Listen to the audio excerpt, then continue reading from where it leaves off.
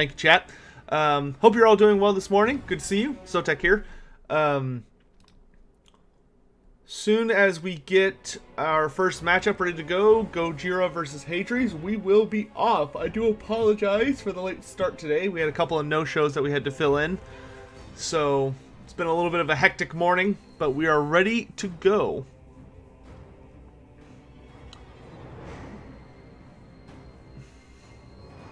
Hope you're all doing well. It is a very chilly day over in the great state of Texas. I was complaining that it was too hot 2 days ago because it was 80 degrees and the weather decided, oh, okay. And now it's 32 degrees. So, that's Texas for you. I was kind of hoping more for like a high 40s, but here we are. Alright, we've got both competitors in, so y'all are good to go. Don't wait for me. And for today's first match, we have Dark Elves versus Norska. So going to be a pretty interesting match coming right out of the gates. I need to double check this list real quick to make sure it's legal. Yep, okay. Yeah, I thoroughly enjoyed the Dong Zhao trailer. You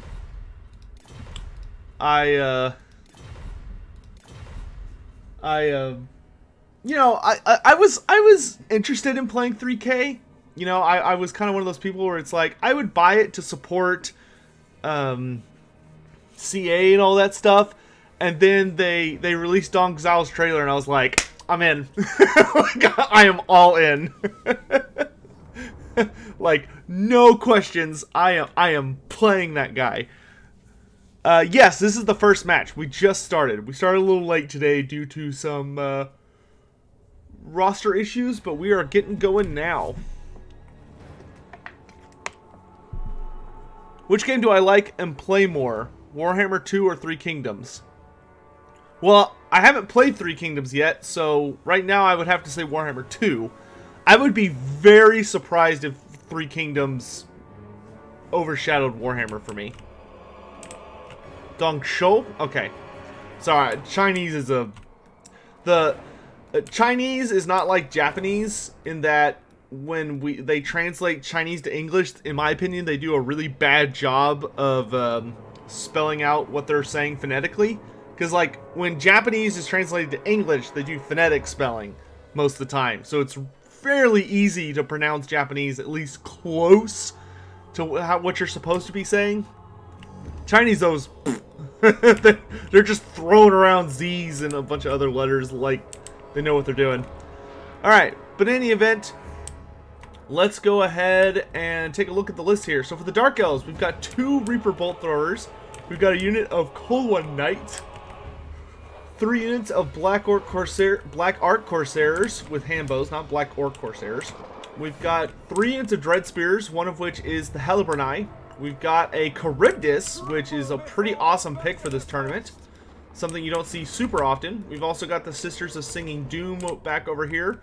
And then we've got Lokir Fellheart on foot, the way he should be, proper. And we've got a Sorceress who just has Spirit Leech. And finally, we've got 1 unit of Dark Riders with shields. Meanwhile, over on Gojira's side, we've got the Norskins, who have 3 units of Marauder Horsemen, 2 units of Warhounds, one of which are Ice Wolves, one of which are regular Warhounds. We've got 3 units of Armored Skin Wolves. Yes, 3 units of Armored Skin Wolves, one of which is the Maws of Savagery with their armor piercing. Then we've got 2 units of Marauder Berserkers, 3 units of... Oh no, sorry. 1 unit of Marauder Champions and 2 units of regular Marauders. Then we've got Wulfric the Wanderer on his Chaos Steed. And a Famir Balefiend with Enfeebling Foe and Pendulum. So pretty solid build on both sides. They did both deploy on their respective desert hill, so it looks like they're going to be swinging around to deal with each other quickly. We have the initial bolt throwers opening up on the Marauder Berserkers, which are an excellent target. The only thing I could think that he'd probably want to target more would be the Skin Wolves with single bolts.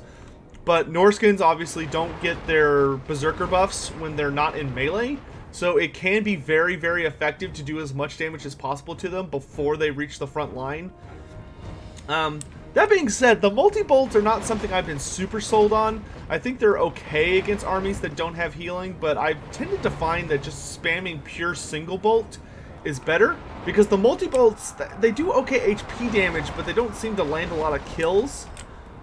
Oh wow, okay, and the action's already started. We got a really nice side charge here from Hadries with his Dark Riders into the regular Marauders, so you don't have to worry about a super significant response here. Looks like the Bolt Throwers have switched over to single bolt, and they are firing into Wulfric the Wanderer, which is a really solid choice. Dark Riders have went ahead and pieced out, though they've got a couple of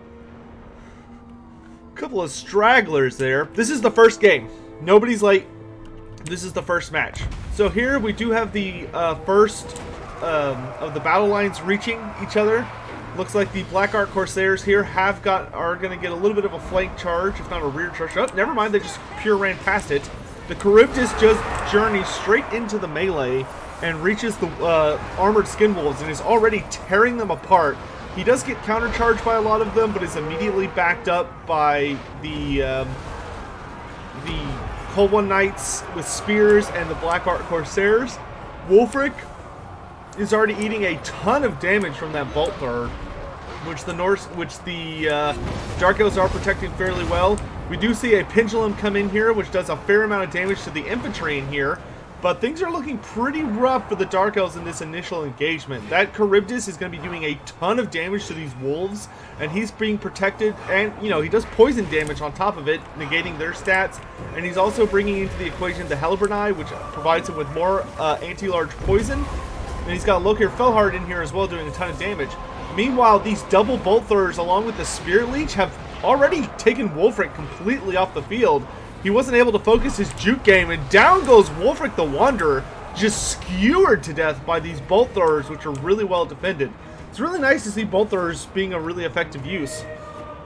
Meanwhile, over here, we do see that the various horsemen have been chased off by most of the Dark Elf forces as they tried to get in here on this Bolt Thrower, but were just kind of torn apart. They just ran into a wall of shields and Black Ark Corsairs with handbows, and seeing as these are just regular horsemen, they're not that gifted in melee, so they just got torn apart way too easily.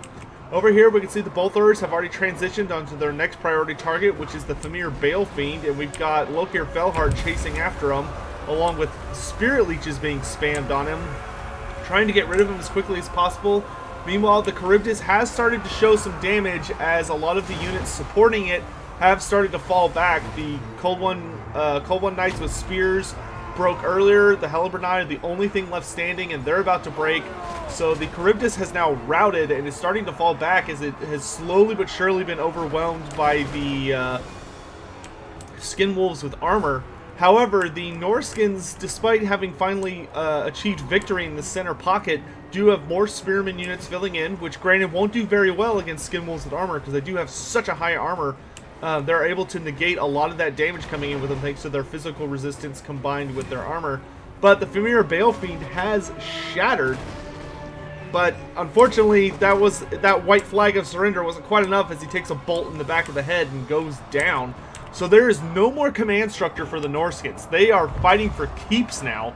If they suffer any other major breaks, then their army will completely rout because they're not really known for having the highest leadership. They have to rely on their Berserker buff in combat along with their overwhelming Skin Wolf force here. We do see them surround this further center pocket and dive in, trying to break things up. But one of the units does break. The Maws of Savagery just is pulling back. Looks like they're going to try and deal with the Charybdis. And this unit over here is trying not to get rampaged constantly by the Sisters of Singing Doom, who are nearly dead. The Dark Elves, though, are losing a lot of their basic infantry. Most of their stuff has routed, but these Bolt Throwers are still up and shooting and are more than capable of striking down Skin Wolves with their single bolts, which is the best way to deal with regenerating units. And with that, we see that there are shatters starting to spread along the line as a lot of these wounded units are now suffering casualties from these bolt throwers constantly harassing them. And with the endless bolt thrower harass, along with a terror causer now rallied on the field, as long with Lokir Felhart running in, and he's constantly regenerating, so he hasn't taken anything too serious in damage. That's going to be it for Norska.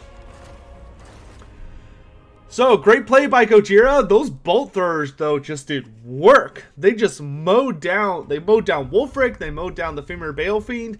And they made sure that the armored skin wolves, who still had a lot of bodies left, but had taken a lot of damage, when they went back and were trying to regenerate, the bolt throwers just turned their attention onto them, started shooting them, killing off models, and causing the being struck by artillery leadership penalty, which caused a lot of them to shatter. And with them gone, the rest of the Norscan army just collapsed under itself. So, great game to both players. Let's head on to game 2.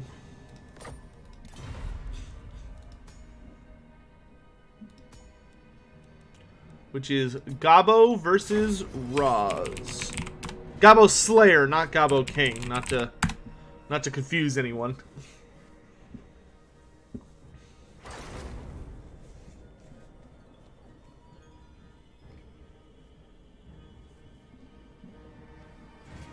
Yeah, Dave, I did notice that. It seems that a lot of people are really interested in making sure they don't get overwhelmed by monster builds. It will be interesting, though, to see if everyone's prepared for Vampire Coast returning this week. So Vampire Coast won last week with a really big, wide gunline army. So we'll have to see if they can, if people are ready to defend against it this week.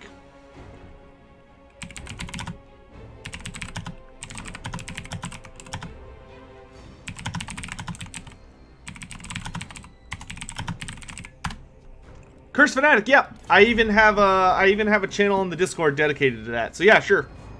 I would love to have some replays.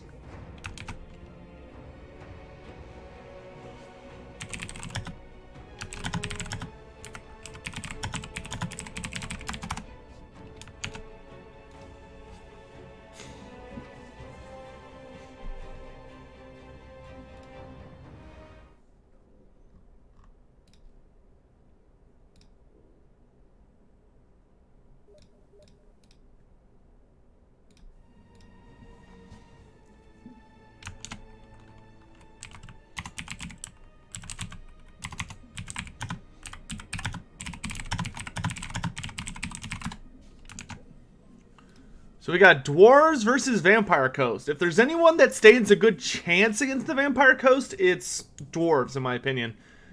Because they can match the range play. Ooh, this is a very interesting dwarf army. I hope y'all are ready for some serious Vanguard action.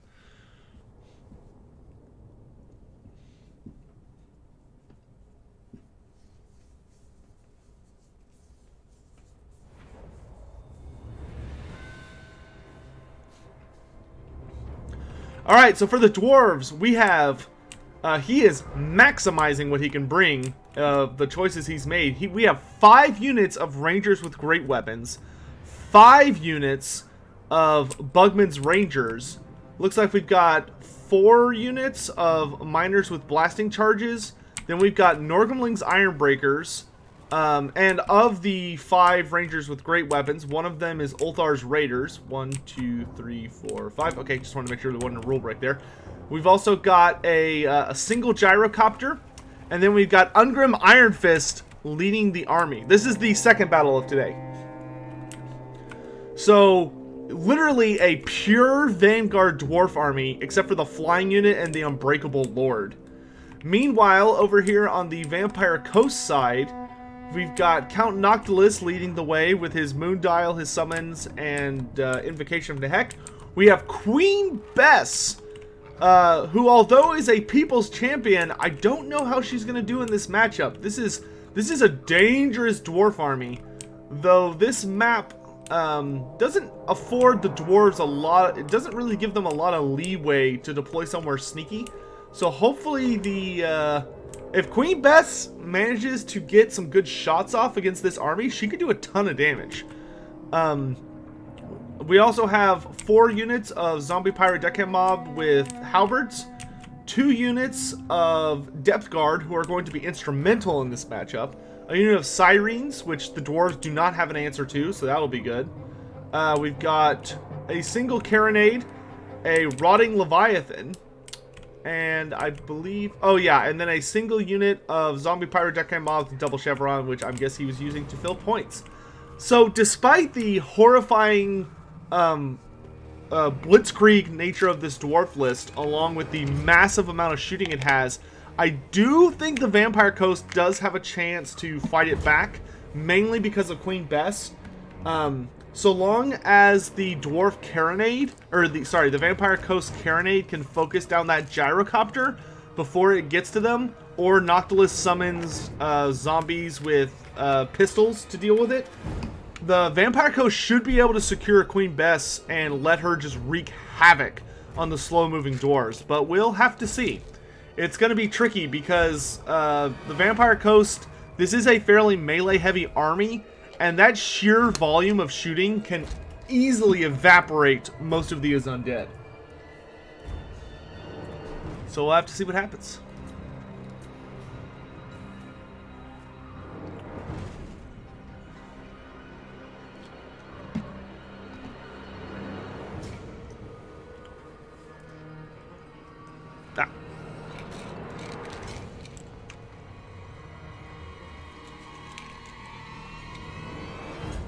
Alright, and we're off.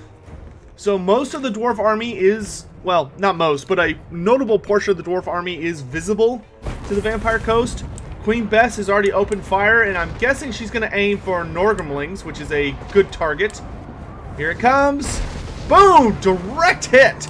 9 of them already dead thanks to a combination of that and the Carronade. Perfect volley. Can't ask for anything more than that. And the good news is that also is going to slow down Norgrimling's Ironbreakers, which is going to buy the Vampire Coast more time, as that is the only truly heavily armored unit, down to 75 models. So already Queen Bess gaining 9 kills against a very, very nasty target. Here we see the first, the gyrocopter has thwappa-thwappa'd over to the side.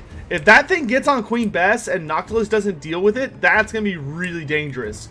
He needs to make sure that this is a priority, because if Queen Bess goes down, I don't know if the Vampire Coast is going to be able to recover from that. Queen Bess is continuing to fire over at Norgrimlings, but the main lines have begun to engage. I'm sure the Vampire Coast does now know what the sneaky dwarves are up to, and here we see that a single group of Bugman's Rangers and the gyrocopter have slipped around the side and are already starting to do considerable damage to the crew of Queen Bess. Over here, the front lines have engaged, and the Rotting Leviathan will do very, very well so long as she doesn't get surrounded by axe throwers. She does have a ton of armor piercing, but they do have throwing axes, which also have a fair amount of AP. We see most of the miners are already out of their blasting charges as the lines have begun to engage. It looks like the Carronade has turned around to fire into the gyrocopters, which it can easily wipe out in a couple shots. But unfortunately, Queen Bess has shattered due to the consistent shooting, and Queen Bess is down. So Queen Bess is dead. Full out. Yes, the Rangers, the Ulthar's Raiders are on the, or Ulthar's Rangers are on the battlefield. But I think they may have shattered, because I don't see them anywhere. Yeah, they've already shattered. So the Rotting Leviathan has smashed its way to the front line. Looks like she's engaged Ungrim Iron Fist in a fight, which is a little worrisome. That's like the one person she doesn't want to be fighting on the battlefield. I would actually think it'd be better to use the Depth Guard and maybe Noctilus to deal with that. It's a bit of a questionable decision by Roz at the moment. He definitely wants to stay away from Ungrim as long as possible. So all of the war machines have been taken offline, and the Vampire Coast is looking a little sticky at the moment.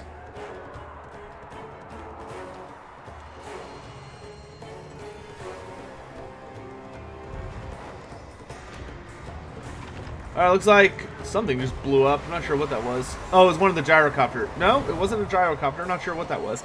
Looks like Noctilus is summoning some pistols to help cover his line. Slowly but surely, the Dwarves are grinding their way through the Vampire Coast battle line. They do have plenty of ammo to do it with, and they did approach from all angles, so they're not, unfortunately for the Vampire Coast, a unified line they can go up against. The Rotting... Oh, you know what? I bet they were gyrocopter bombs. Thank you, chat. The Rotting Leviathan is doing what she can, just kind of wandering from melee to melee, trying to stay ahead of Ungrim, but I don't know if it's going to be enough. Count Noctilus is hopefully just spamming his summons to the best of his ability. That's really the only realistic way he can turn this around, is if he just constantly keeps summoning stuff. Looks like we have a Wraith Storm coming down on top of Noctilus, but it looks like most of it fails to connect, unfortunately. The Vampire Coast is starting to look a little thin. The Sirens are still doing okay. They did take a lot of early damage from those blasting charges, but it looks like a Invocation of Nehek has allowed them to recover. The Gyrocopters have been seen off for the moment, thanks to these Pistol Dwarves, and wherever there's units being, like, summoned, Noctilus is gaining an advantage, but I'm not sure if he's going to be able to keep it out enough. Looks like he's summoning mostly Zombie Pirate Gunnery mobs to return fire against these Dwarf units, which does make sense. They don't have a ton of armor, though I almost wonder if the melee variant would be better just to keep chasing. None of these Dwarf units can fire 360. They all have to fire in a straight 90-degree arc. And although these pistols will do some damage, they're not heavily armor-piercing. And most of these dwarves, not the Great Rangers, but all the Bugman's Rangers have shields and regeneration. So they're pretty well equipped to deal with counterfire unless it's like significantly armor-piercing or negates their shields, which unfortunately these guys don't. And I think they're going to get mowed down by enemy shooting faster than the enemy shooting is going to deal with them. Here we see Noctilus is trying to finish off Norgrimling's Iron Breakers, and he's doing very, very well. Noctilus will be able to hold out against practically everything on this battlefield except for maybe throwing axes. So if he could manage to break off the throwing axe units before they get to him, that would be ideal. Though Ungrim is going to be a bit of a problem. Here we do see another Wraith Storm coming down. I don't think that's going to work super well against Ungrim. I think that would be better against a full unit.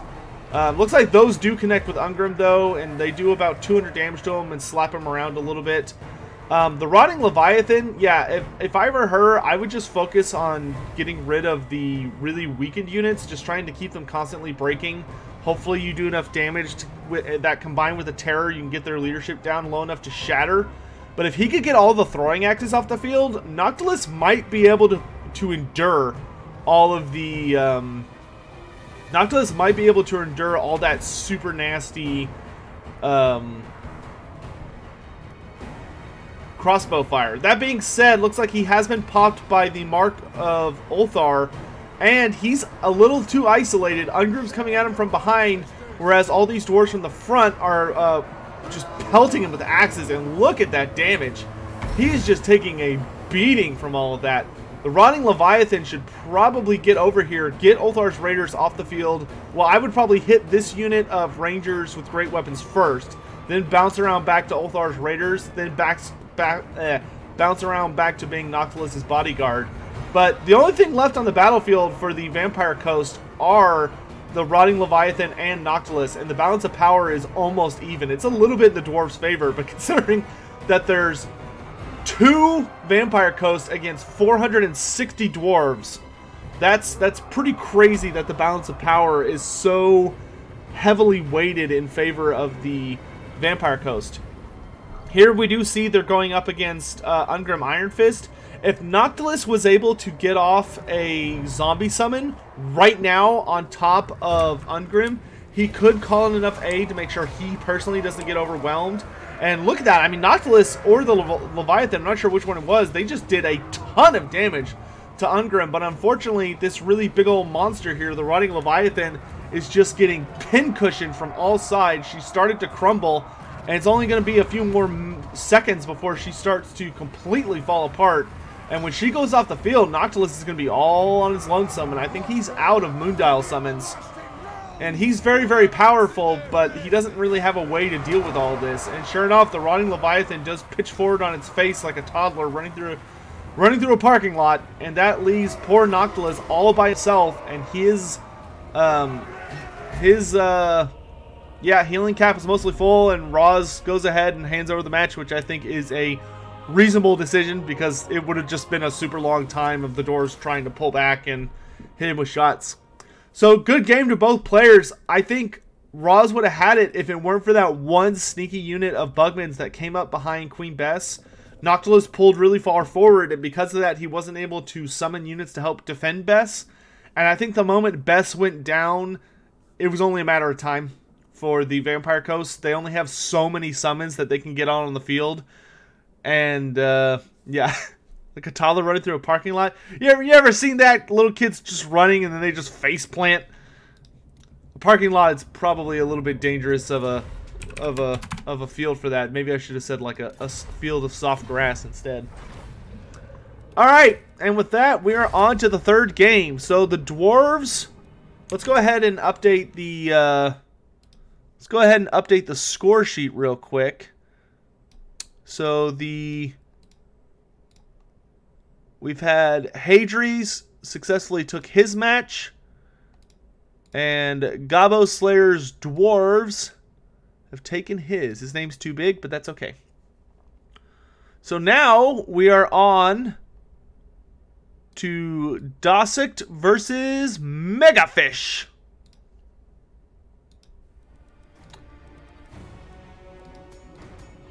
But yeah, that surprise Bugman's definitely did its job.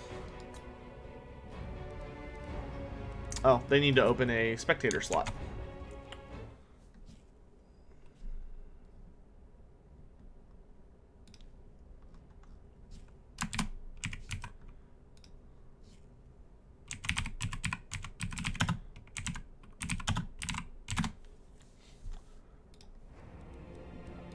There we go.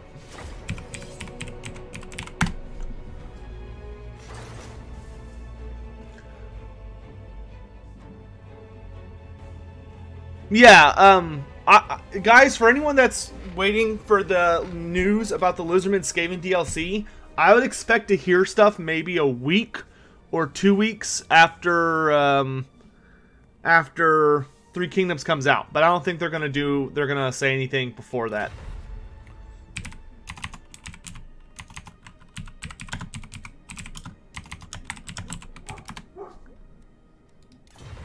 Alright, so now we've got Vampire Counts versus Clan Angrand. And Chloe borking. Because what would a stream be without Chloe seeing something outside to bark at? Wouldn't be a stream, would it?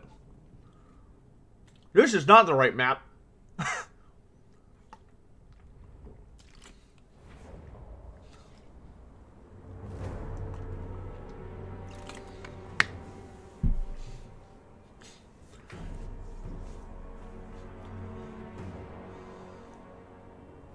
They're supposed to be at Iron Mountain Pass, I think.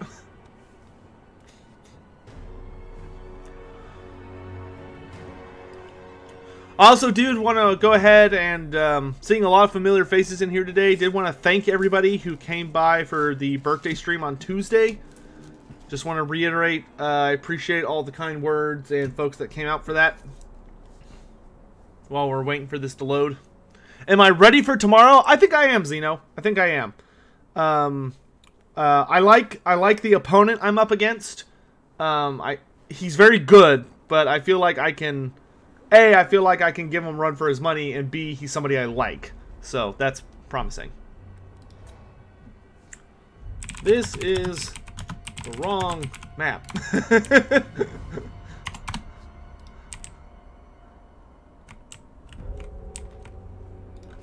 If you're both cool with it, we can leave it, though.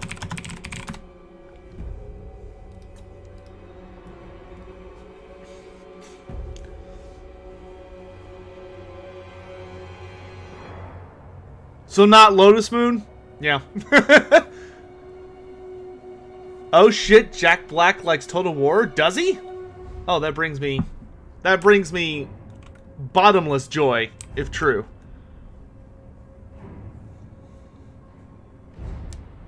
What's tomorrow? Tomorrow is the Eternal Challenger League's finals. So, The winner of so the Eternal Challenger League was a series of tournaments turned, and they're playing on too large of. Oh my gosh.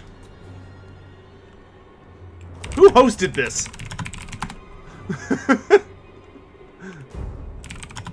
The army size is too large, and it's the wrong map.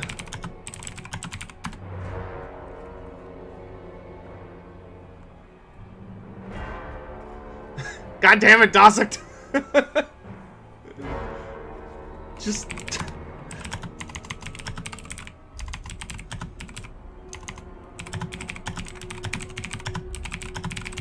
Well, I guess I'll go over the armies while I'm waiting. Yeah. Alright.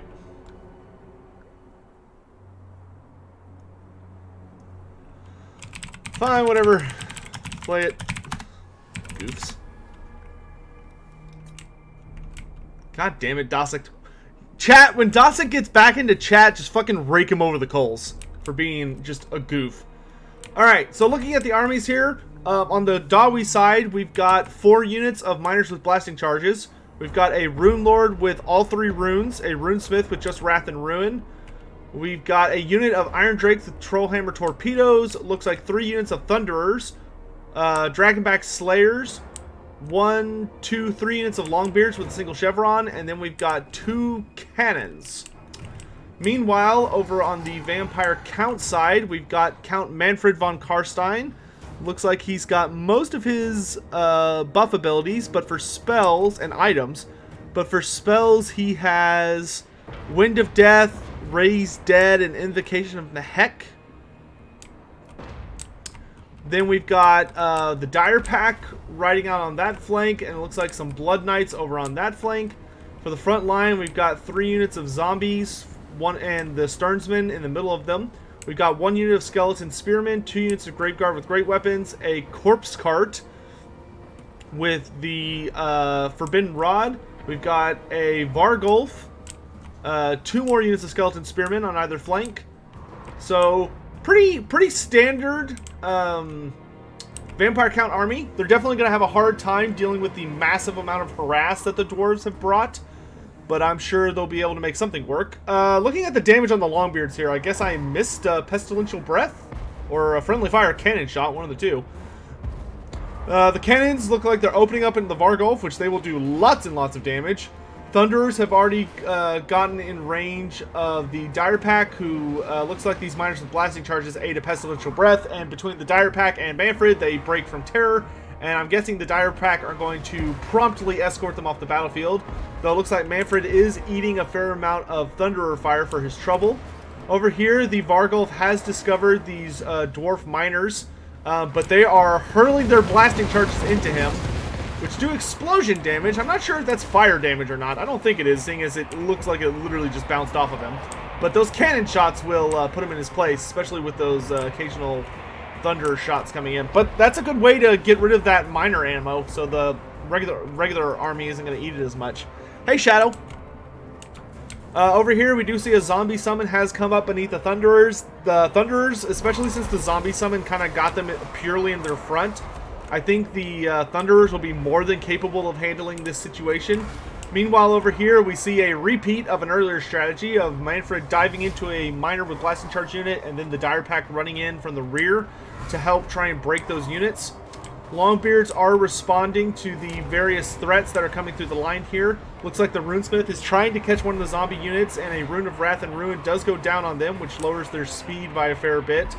These Thunderers are trying to pull back, but these Skeletons, which do have a fair amount of hustle on them, have almost caught up.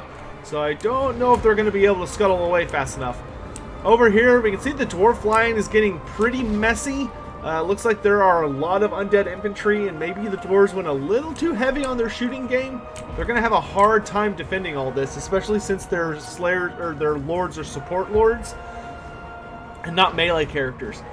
Here we see this entire raid contingent is about to get run down by Blood Knights. I think one of the things the Dwarves may have done on accident, well, one of the things the Dwarves may have done that's going to backfire against them, is that the Dwarves probably would have been better off by having their miners just bolster the front line That way they had a reasonable chance to prevent the undead from just walking into them. Because you'll notice a lot of the undead front line just kind of waltzed on through just because they were so horribly outnumbered. They so horribly outnumbered the dwarves. Over here, the Iron Drake torpedoes have unfortunately been caught by the Blood Knights and the Vargal, so they're not going to get a ton of value. Here, the miners do manage to rally to the aid of these Longbeards, so they'll be able to bust this little pocket. We do see these Longbeards have defeated their zombie squad and are moving against the Spearmen, but it looks like we're probably about to see a Dragon Breath go down here from the way that Manfred's just sort of auspiciously floating around. Nope, looks like he's just going to dive in personally. Oh no, he's summoning undead. So it looks like we have a zombie or skeleton summon coming up here. Meanwhile, over here, all these dwarf units have been completely dealt with. Zombies, okay, so they're just meant to delay and hold them down. Yeah, those Thunderers have run off the battlefield. Looks like the Iron Drakes with torpedoes are going to be quick to follow if they don't just outright shatter. And the Dwarves also deployed very close to the edge of the map, unfortunately. So this is just kind of looking like an unfortunate disaster for the brave Dawi of Clan Angerand. But hopefully they might be able to pull something out of it. Unfortunately, we do see the Rune Lord here is surrounded by both Manfred and the Necromancer on a corpse cart, which obviously this thing is not very threatening, but Manfred is very threatening. I don't think he really has an effective way to deal with it. Looks like one of the cannons has been shattered by the Dire Pack. The other one is trying to get back online. Manfred actually doesn't really do anything to the Rune Lord. I guess the Rune Lord's melee defense was just high enough that he was just kind of like, whatever, bugger off. The Thunderers back here, I don't know if... oh, nope, yep, they are firing into those skeletons, but once again, those skeletons do have bronze shields, so they will be mitigating a solid amount of the damage they'll be receiving. Oh, look at that! The Iron Drakes have rallied. These guys could be instrumental in the comeback if they turn around and get back in immediately. If they could run up behind these Blood Knights and start firing into them, they could potentially help to start turning things in the Dawi's favor, but they need to get back in now. I don't see the Vargulf anywhere. I'm not sure where it ran off to, because I don't think it died. Oh, no, it did! Yep, there is a dead Vargulf boy there. Oh, good on the Dwarves. I guess the Slayers caught it. Yeah, these Iron Drakes have to get back into the fray. They need to take off these Blood Knights and get them offline. If they can do that, then there is a very, very small chance that the Dwarves could rally. But unfortunately, it looks like the Blood Knights are heading right for them. Reload! Reload! Reload! Oh, man. Oh, no! Yep, and they are dead. Yeah, with that gone, pretty much all of the Dwarf ranged units are offline. The Dire Pack has been doing a great job with 168 kills, just roaming around, picking off Dwarf units that are fleeing due to leadership issues or the terror bombs that Manfred's been dropping. Dosic has been playing really, really well this game, just using Manfred to just dip around, causing leadership issues wherever he lands. He lands, causes terror, and then has the Dire Pack swoop in and clean up, and then lands somewhere else, causes terror, Dire Pack swoops in to clean up. He's been doing a super effective job of that. And while the Dwarves have managed to win in a couple pockets, I mean, here, these guys, look at these poor Dawi. This is the perfect embodiment of a last stand, just completely surrounded by undead. But unfortunately, army losses do kick in for them, and while the Dawi earlier are successful, the Dawi of Clan Angerand have unfortunately failed this day.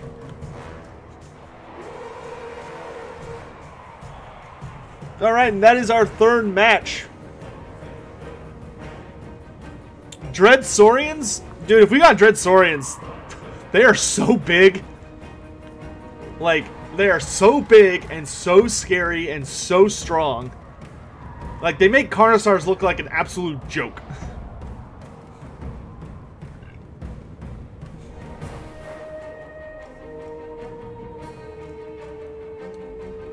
We're just waiting for those Slayers to get finished off.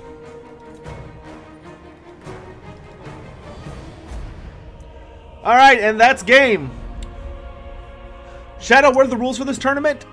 So the rules for the Tabletop Tourney, aka Challenge of the Old Ones, is that you have to create a list following the King's Cup rules, and you have to submit it to me before the tourney. So, before the tourney begins, you basically have to submit your list, complete list to me without knowing what map you'll be playing on or who you'll be playing against.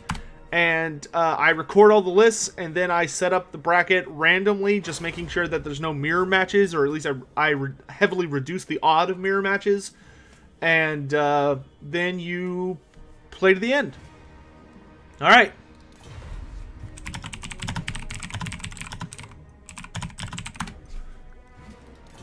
Alright, what units do I think we'll get in a Lizardman DLC? I'm hoping for Ripperdactyls, Salamanders, the Troglodon, the Ark of Sotek Bastillodon, and the Engine of the Gods for the Stegodon.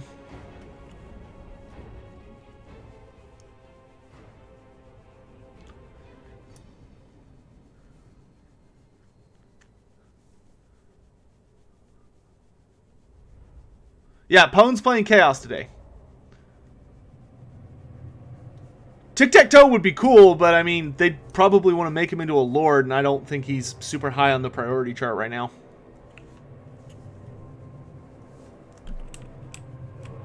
Oh, dude, Razordons would be awesome. I mean, if they're going to do Salamanders, I can't imagine Razordons are going to be that much trickier, though I'm sure they'll have different firing mechanisms, so maybe they will be. Alright, we are off.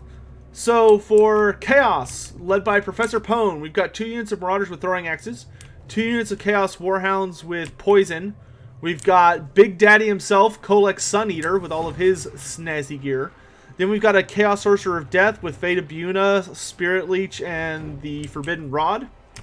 We've got the Summoners of Rage. And then we have a very elite front line of, well... Sorry, we have a very cheap front line to make up for the elite army of 4 units of Chaos Marauders, though they do have quite a few chevrons on all of them. Then we do have a single unit of Chosen with great weapons, and the Mirror Guard.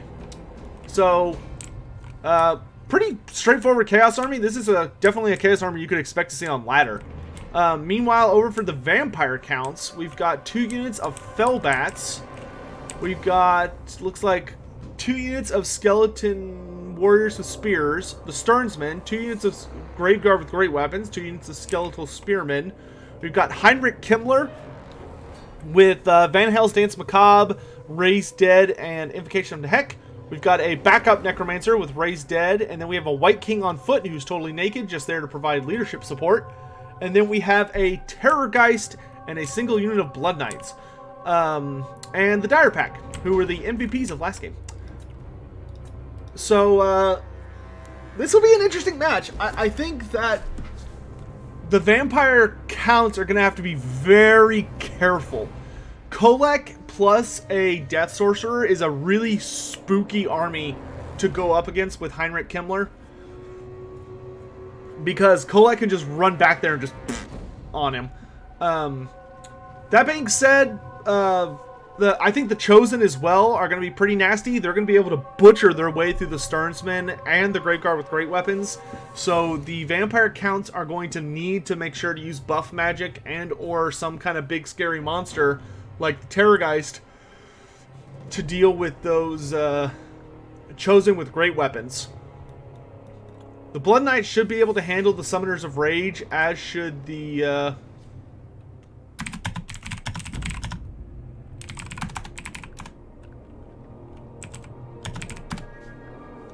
It's gonna be an interesting match. I think Kolek, the Summoners of Rage, and the Chosen are gonna be kind of the major focus points of the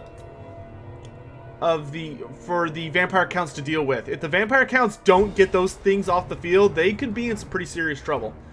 So we saw here that the Wolves did have a bit of a scouting position, but it looks like as soon as they saw what they were up against, they decided to go ahead and fall back. And we're going to have to see what happens here. Both armies are rushing to meet the front line. The Warriors of Chaos, they are fairly even. The Warriors of Chaos do have a very squishy front line, but so do the Vampire counts for the most part. These Chaos Marauders, especially with all the chevrons they have, they're more than capable of massacring all of these 4 units of skeletons. Obviously, the Graveguard will put up a fight, but the Mirror Guard are very tanky and will be able to hold back the Sternsmen and the Graveguard, thanks to their immune to psych and incredibly high melee defense. So they'll easily hold them back. Meanwhile, these Chosen will butcher any of these units. So we do see the forces of Chaos have gone ahead and charged into the front line, getting all of their ideal matchups. Terrorgeist does scream a bit into the Mirror Guard, killing quite a few of them, and the White King does join the fray. Kimmler should probably try and join the fray around here, ideally as quick as possible, so that he can make use of the Chaos Tomb Blade. But here we see a Lord of the Storm go down. Kolek does run into the front line, but Krell is summoned to hopefully try and deal with him. Terrorgeist jumps down on Kolek, along with Krell running in on Kolek. Kolek needs to get the hell out of here, because these two will do a ton of damage to him if he does not vacate the premises. Looks like we have Cloak of Mist and Shadows popped on Kimmler, but the Death Sorcerer does respond to the situation with an overcast Soul Blight, so it will last for a fairly long time, reducing the weapon damage and armor of all the units in here. Summoners of Rage have jumped into all the different wolves here, which they will absolutely punt these dire wolves into infinity.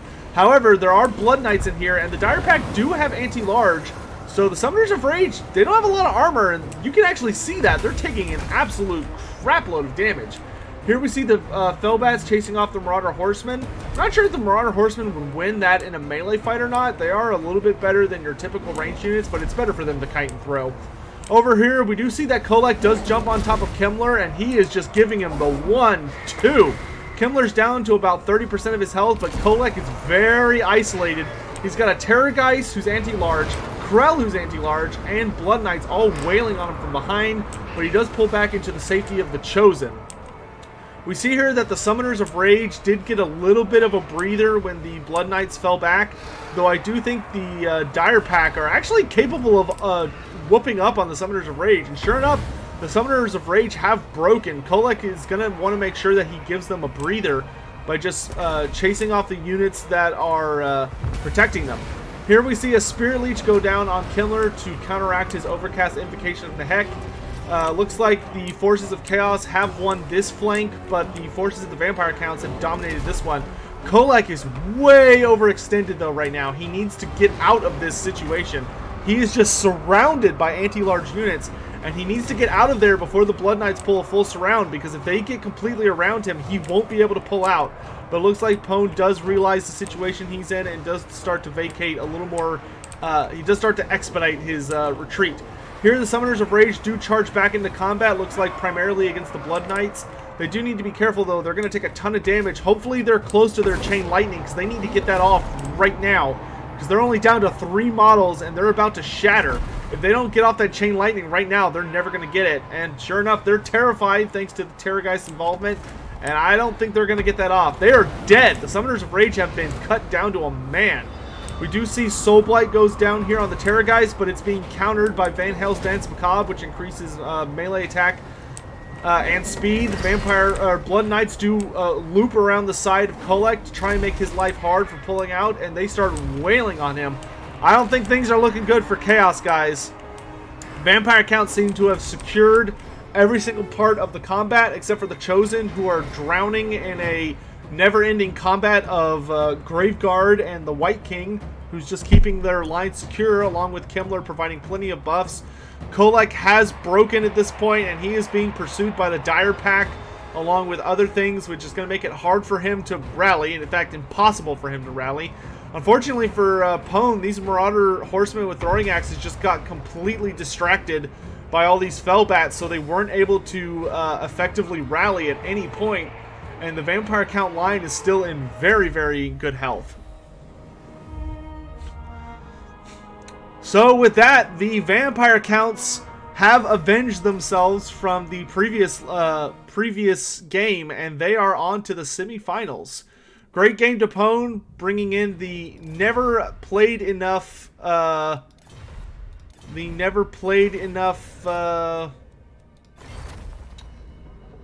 Vampire Counts. Thought you couldn't bring 2 of the same spell. Uh-oh.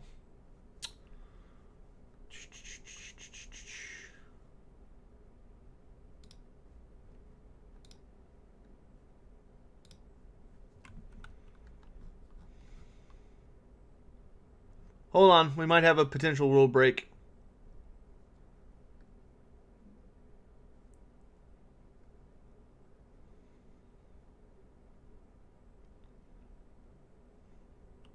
Oh, yep, yep. We definitely have a rule break. All right, so one sec, chat.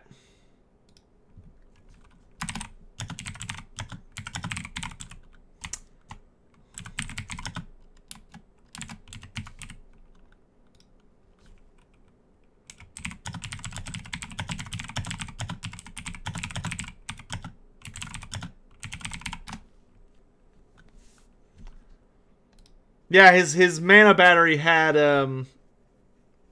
double or he had double raised dead. Can't do that. You can only have one. All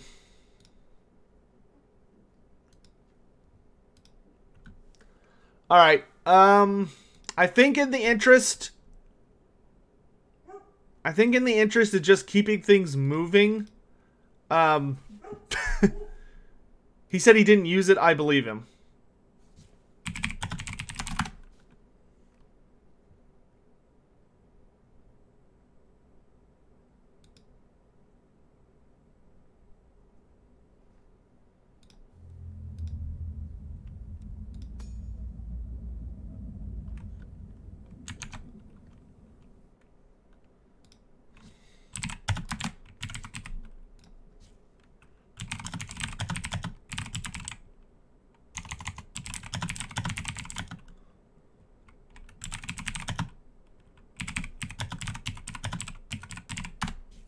Alright. Alright. He claims he didn't use it. Pone believes him, so if Pone's not going to contest it, that's fine. Alright, so we are on to game 5.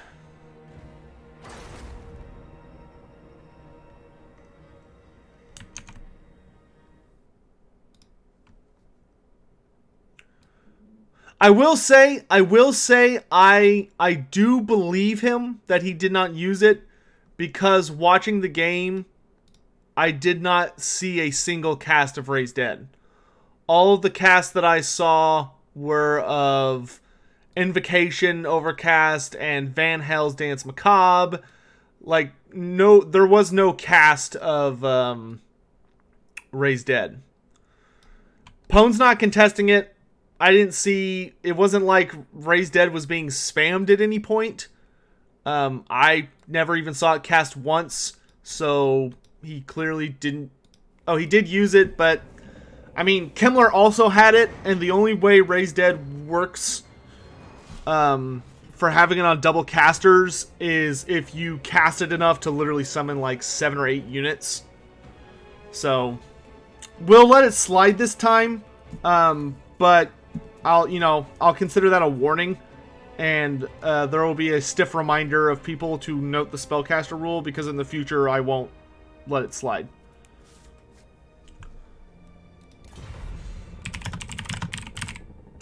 Oh, right. They need the map.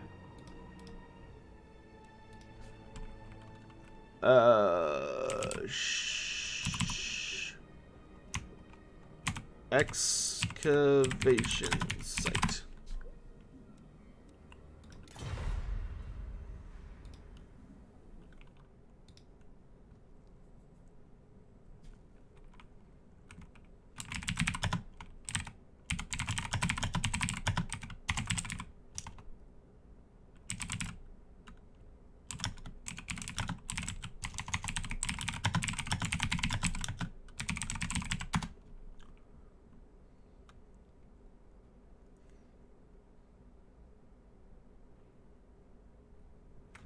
Alright, and then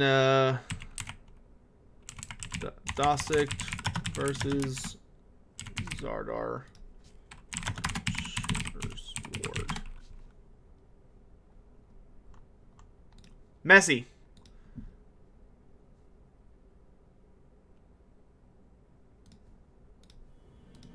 Messy, messy, messy.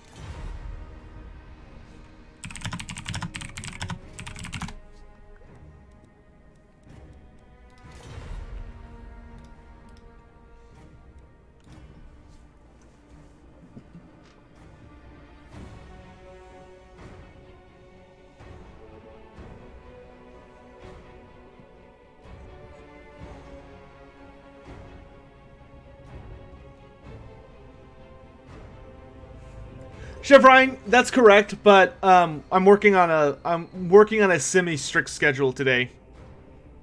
Timmy G, thanks, man. Y'all be nice to Pone. Yeah, I'll be sure there's a PSA today about wizards having duplicate spells as a reminder. And if anybody breaks it next week, it's going to be...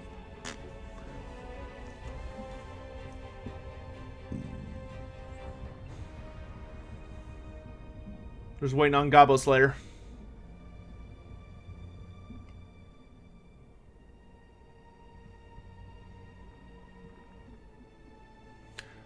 Yes, because although my actual birthday was earlier this week, my family is celebrating it tonight because everyone is in town and stuff, or everyone doesn't have work and stuff today. So yeah, exactly, Undertaker, exactly. So I've got family birthday celebration tonight, so I can't let this tournament drag on longer than usual.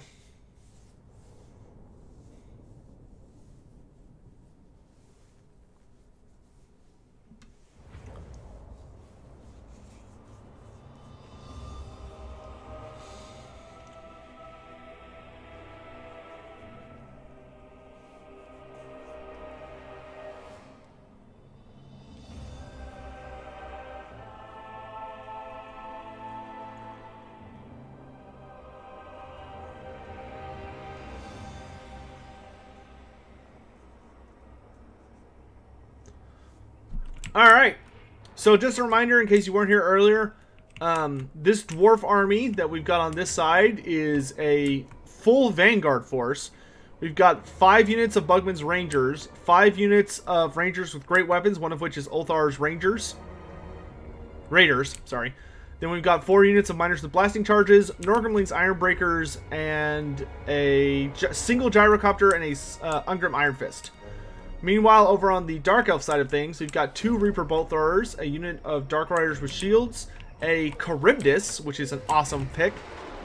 Oh yeah, Screen Blocker. Thanks, guys.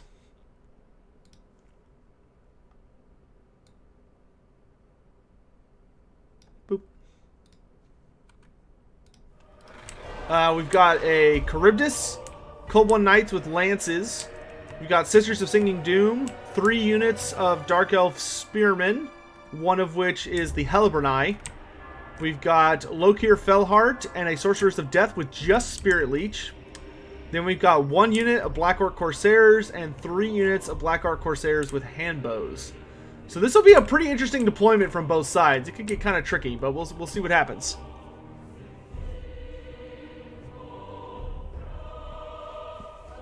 Thanks, Havoc.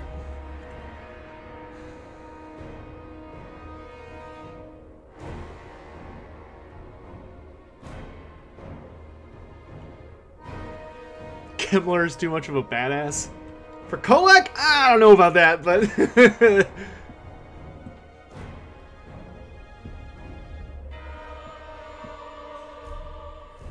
I like to call them the Spartacus Squad. Kolek did almost eat him, but the hard thing about Kolek is you have to defend him really carefully against vampire counts, because they'll just swarm in with anti-large nonsense to infinity. I was actually really surprised how well the Dire Pack, granted it had a lot of support, but the Dire Pack absolutely ripped those Summoners of Rage apart. I didn't realize how low their armor was. Will I stream later? Maybe?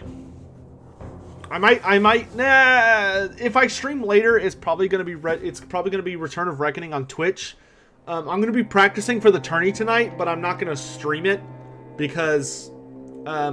goofy as it sounds, I want to try not to give my opponents too much of an eye on what I'm doing, and I'm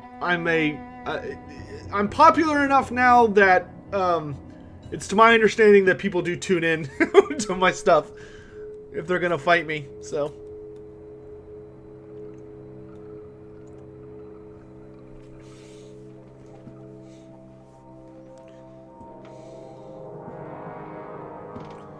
man, it's chilly in here. I know the heater's on, but damn. Thanks, Dosick. Yeah. I think I've got a couple of scrim partners lined up.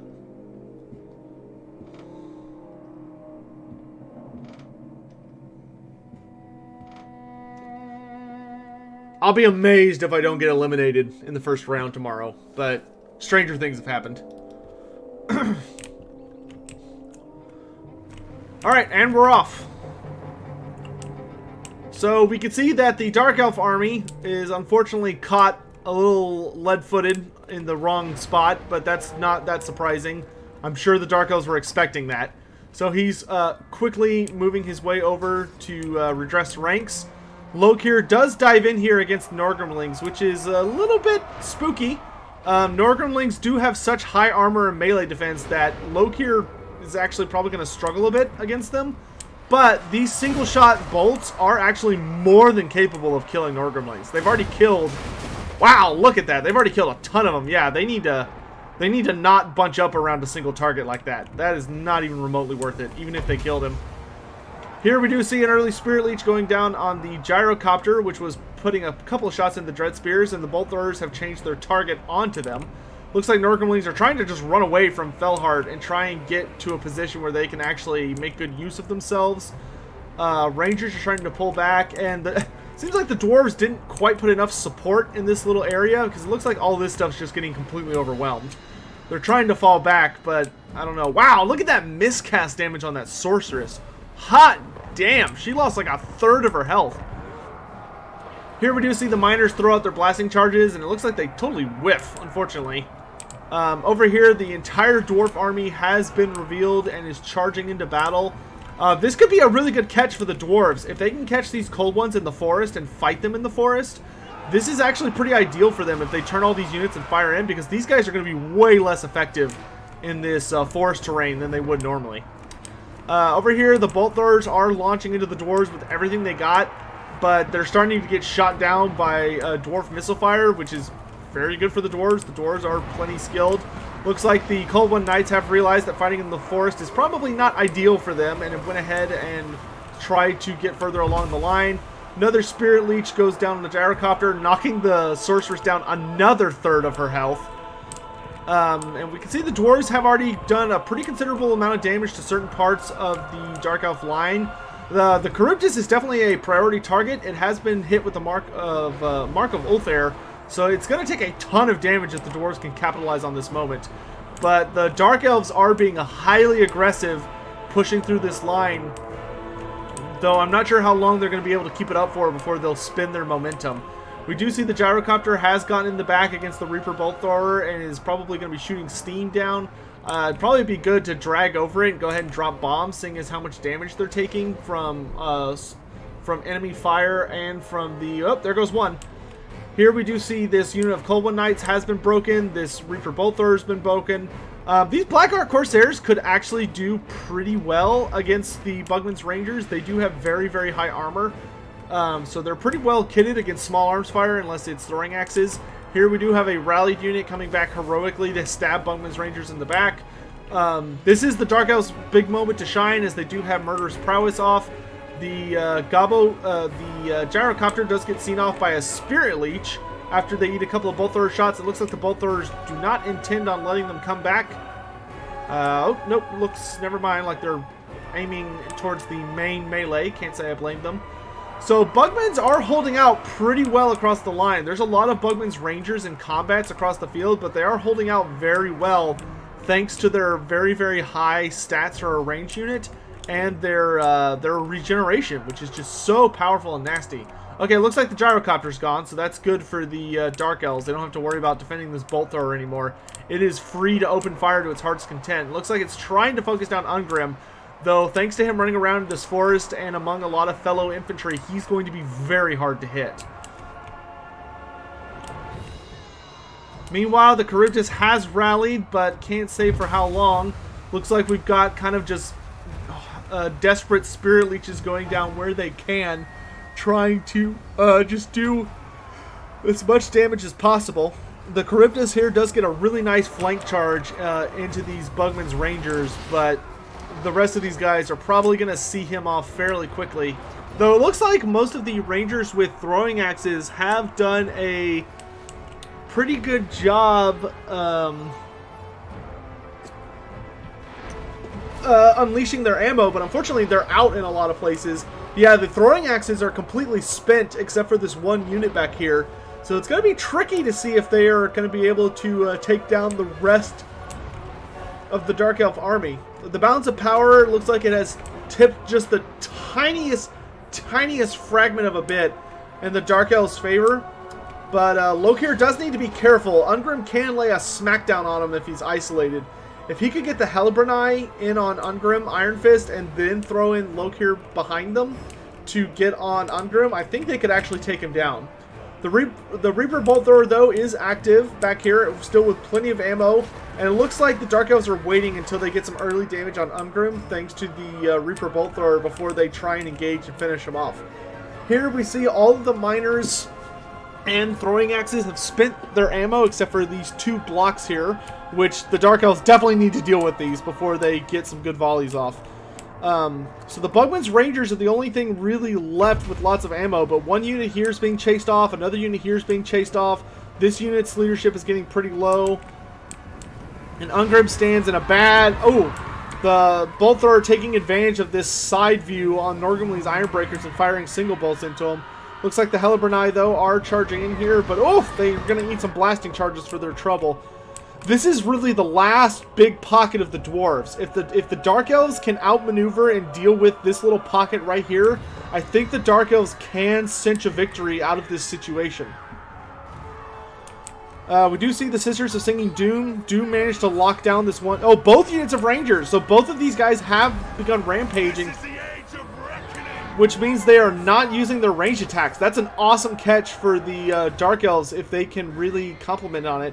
I'd probably tell the Bolt Thrower to mass fire at these guys. One of the units has been broken, and it looks like the Dark Riders are hustling over as quick as they can to escort them off the battlefield. This unit of Hellbrunei looks like they're going to be turning their attention to the Rangers with great weapons as the first Spirit Leech goes down on Ungrim.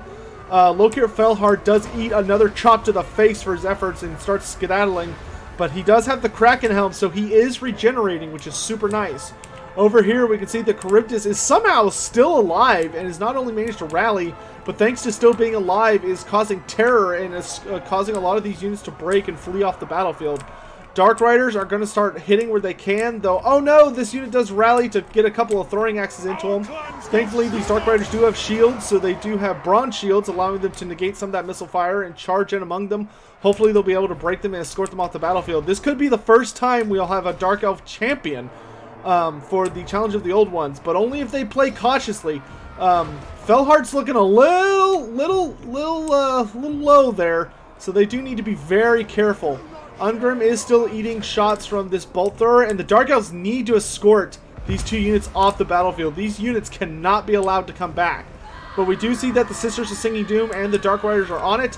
The Charybdis does wander over here, and his terror does cause the Norgrimly's Ironbreakers to decide, you know what, that's enough. Oh wait, nope, they're immune to Psych, so they're just breaking because they've taken so much damage. Yeah, the Charybdis would actually probably be best for getting rid of these 2 units of miners, and then just have all these different infantry units focused on Ungrim. But I'm thinking things are looking very favorable for the Dark Elves at this point. They still have a ton of ammunition on their hand bows here. So as long as they can keep Ungrim engaged with these poison units, even if he manages to fight his way all the way through them, all they have to do is wait for him to come disengage, fill him through bolts, and just repeat that cycle as much as possible. Here we do see the Charybdis terrifies off these miners, and it looks like Ungrim's going for this Sorceress. She's trying to get the heck out of dodge, but oh! She gets blasting charged, and because she got knocked over, there's a really good chance Ungrim's going to catch her. And he does. Is he going to thwack her? No. Well, he's got the charge animation, but it looks like that poison's just making him way too slow. So nope, he's not going to be able to catch her, despite the fact that Destiny was shining for him right there. That Sorceress is so low. She is a gentle breeze away from death.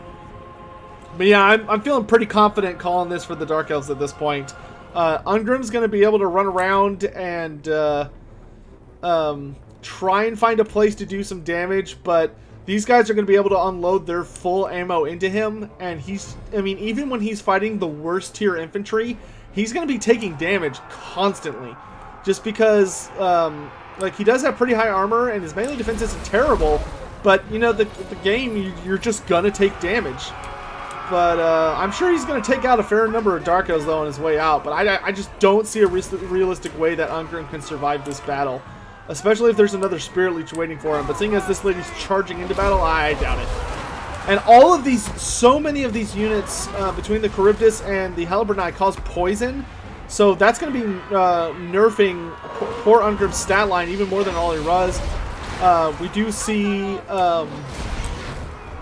the Fleet Master himself, Lokir Felhart, diving in here, Master of the Blessed Dread. Ungrim has been enraged by the Sisters of Singing Doom, so he can't even target who he wants to target anymore. And that is going to be game. So, despite the really clever ambush by the Dwarves, the Dark Elves just managed to use their overwhelming numbers to really put some work in on the Brave Dawi. Oh! And the Charybdis goes down! Ungrim may fall, but a worthy doom he got right at the end there. Typical Ungrim. Just at the last second, bringing up that axe and cleaving his way through it. Ungrim achieves his, Ungrim gets a worthy doom.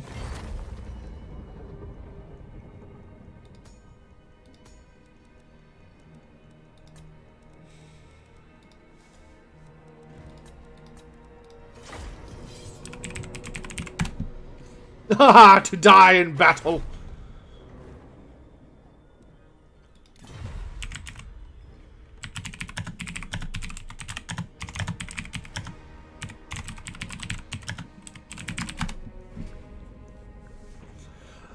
Alright, and for the first time in a while, probably the last 3 or 4 weeks, we have a mirror match. There can only be one.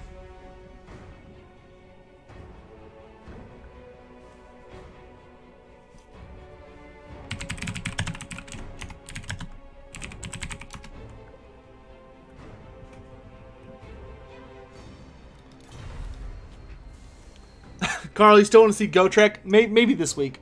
Or maybe not this week, but the next one. I should say week. Turin's a busy guy, so it's hard to tie him down for recording sessions. Alright, we're off to Shimmer's Ward. Don't worry, Zardar set it up, not Dosik, so we don't have to worry about Dosik's settings screwing everything up.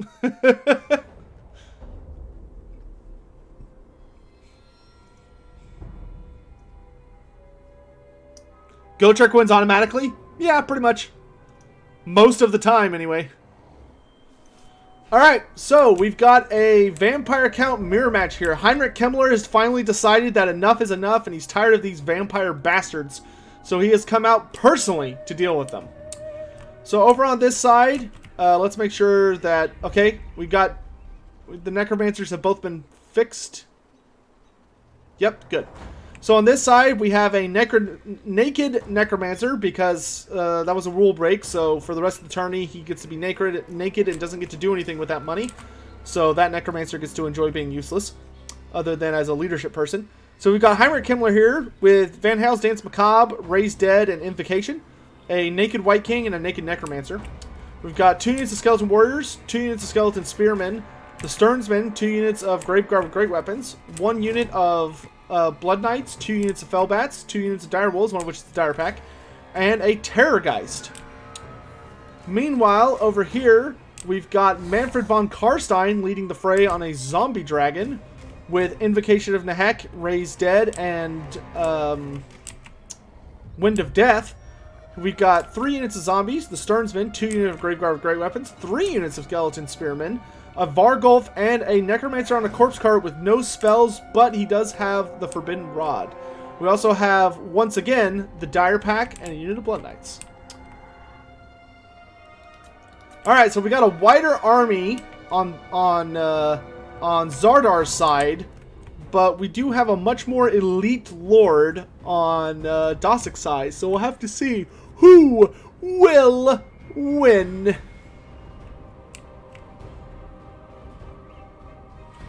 Yeah, probably the best thing Zardar could do would be to just like, absolutely just in on Manfred. with all the Fellbats and the Terrorgeist and just try and rip them apart before he can land. Doesn't look like he's going to do that, though.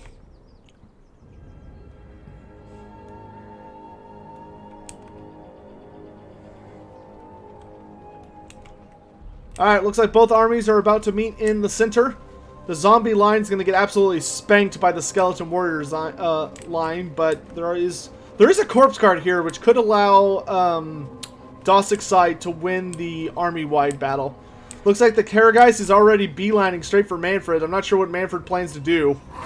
Especially since it's got Van Hale's Dance Macabre. A Dragon Breath does go down, doing a little bit of damage, but not nearly as much as it's going to need to. Manfred realizes this thing's on him and is just like, well, time to go. It looks like he's going to dive right down immediately. Zombies are coming in for support, but I think Manfred may have dived a little prematurely unless he's going to be able to follow up with his Graveguard. He does start trying to head his way out, but oh no! There's somebody waiting for him on this flank. So it looks like the Blood Knights are charging right in. Oh, nope, never mind. They decided better of it. The Fellbats are sticking to him like glue. But, yeah, if Manfred... Oh, here it comes! Here it comes! Oh, I hope this is overcast. Oh! Oh, my God!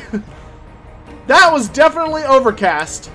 So a fat Wind of Death comes down and just fucking annihilates Zardar's entire army. Luckily for Zardar, not all is lost. And he is winning this engagement over here on the flanks. He's wiped out the Dire Pack. His own Dire Pack's on death's door.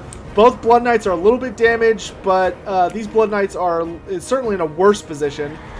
The Vargulf here needs to get the hell away from that Terrorgeist. That Terrorgeist is going to wail on him. Yeah, these Blood Knights are hightailing it back to the main army. We do see that the White King and it looks like Zardar has managed to win this left flank. But his army just got fucking spanked right in center flank. That Wind of Death was so juicy. Here we do see the Blood Knights do rally back to the main army. And it looks like they're kind of pulling through friendly troops, trying to give themselves some breathing room.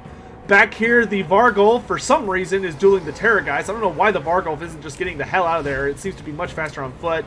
We do see a Dragon Breath go down from Manfred, but that was probably the most pitiful Dragon Breath I've ever seen. These Skeleton Spearmen and Manfred should definitely reinforce to help kill these Blood Knights. If they can get the Blood Knights off the field, they could actually get into a really good position. Here we do see the Vargulf tries to pull back, but starts getting swarmed in Direwolves. That's probably an ideal fight for the Vargulf. I would probably have it actually fight the Direwolves and just try and get rid of them. We do see Manfred tries to rally his Blood Knights with an Invocation of the Heck, but it seems like it's way too little too late. They are crumbling at full speed with 42 leadership being all that remains.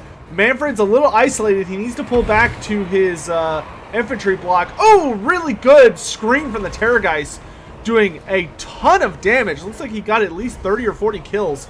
Over here, we see Krell has gotten on the Necromancer battery, which is really bad for that battery. These Graveguards should get back there and reinforce him immediately. Pull that Necromancer through the Graveguard with great weapons. Let the Graveguard with great weapons deal with Krell. Meanwhile, Manfred needs to get the hell out of here. He's in a bad spot. I don't think Manfred's actually going to be able to escape. These guys are going to stick to him really, really well. Wait, these Blood Knights are still alive? Are you kidding me? That's hilarious. So, somehow, Dossic's Blood Knights are still in the fight, and now it's Zardar's Blood Knights who are starting to look a little bad leadership-wise, especially since there are some nasty guys here coming in, and oh my gosh, is that another Wind of Death? That is another Wind of Death! He kind of hits a lot of his own troops with it, but he does do a fair amount of damage. He's up at 360 kills now. Yeah, if he can get these Blood Knights off the field, then I would probably just have Manfred just dive right on top of Kimmler. Looks like he throws in another Dragon Breath trying to clear out this land. He needs to just dive on Kimmler. He's got to get Kimmler off the battlefield.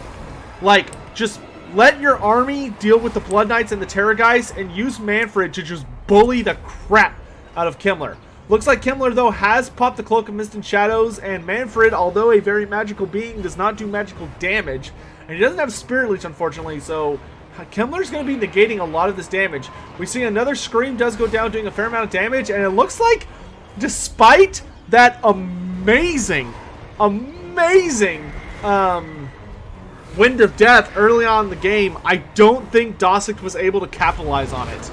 Like, it was a beautiful, beautiful Wind of Death.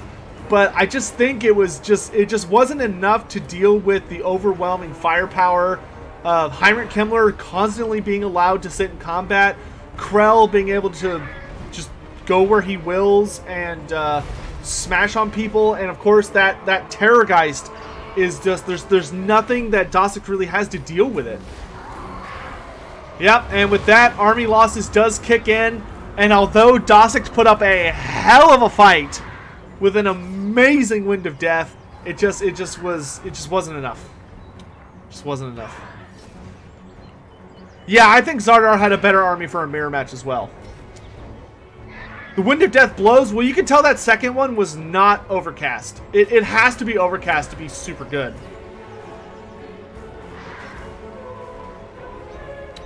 Oh, Carl Roden, you listened to Realm Slayer? Dude, I loved Realm Slayer. I loved it so much. God, it was so good.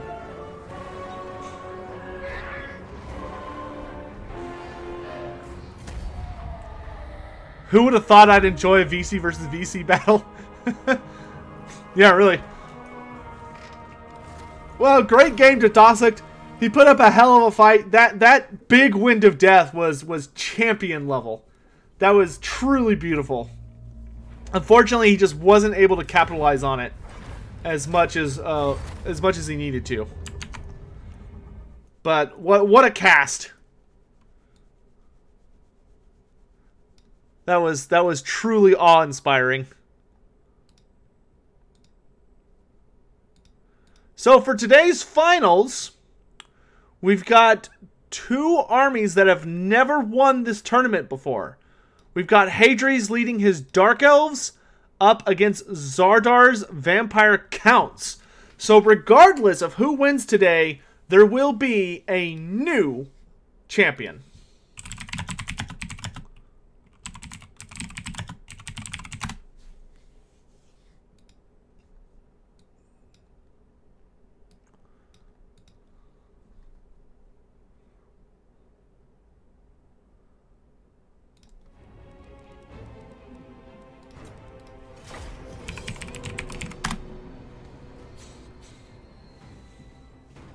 When is the next Who Would Win release? Whenever Turin is free to record. Turin has basically fallen off the face of the earth this week. But for understandable reasons. Like, Anna just got back from like a two and a half week trip to Poland. So his wife just got home. And the ECL Finals League is tomorrow. So that's like the biggest thing Turin's doing for the entirety of winter. So not a great time. So hopefully Turin will return to the land of the living sometime in the near future. Alright, once Zardar gets in here, we are off to the final battle in the Mosquito Swamps.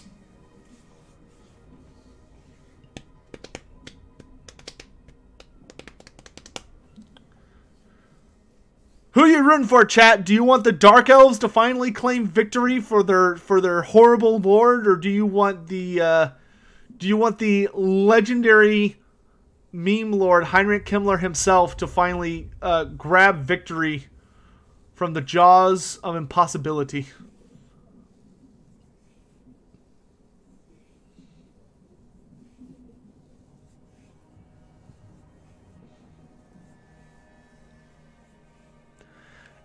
If the Vampire Counts win this, then every single type of undead will have won at least once. If the Dark Elves win, well then great, Dark Elves. The only elves that have won a tournament so far has been High Elves. Himmler can't be on a horse; he needs to be on foot. He is on foot. For this list.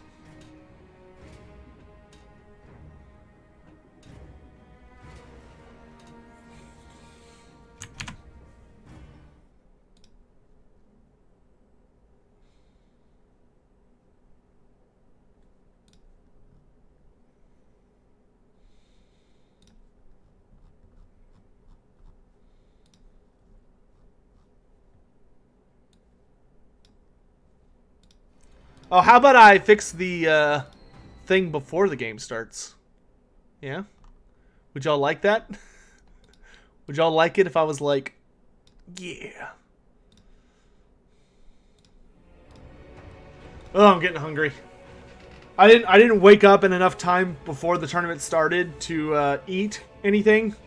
And like I'm super excited for what we're having for dinner tonight, but a part of me is really worried because it's my favorite, one of my favorite home cooked meals. So I'm worried it's gonna like be a bit before it's ready. So I'm just sitting there like, ugh. I want to eat, but I also don't, so that I can like eat as much as I want of my favorite thing.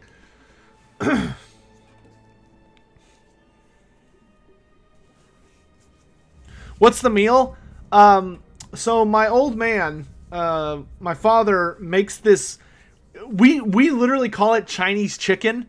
I would have to give you an ingredient list because that wouldn't tell you anything. But it's so good. I'll post a picture and the ingredients in the food lore channel on the Discord later tonight. Does unit size affect balance? Yes. Yep. It affects balance a lot, actually. Because, like, for instance...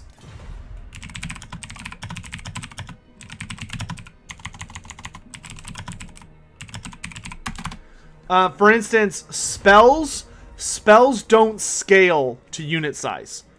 So, spells are balanced for large unit size.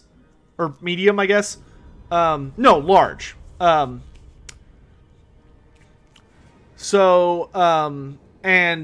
like larger creatures also become, or larger units, yes, become, and I think monsters become better if you're on a smaller size. But like if you play on ultra size, the game's not balanced to that size. The game is balanced pretty much exclusively to large unit size, not ultra or medium or small.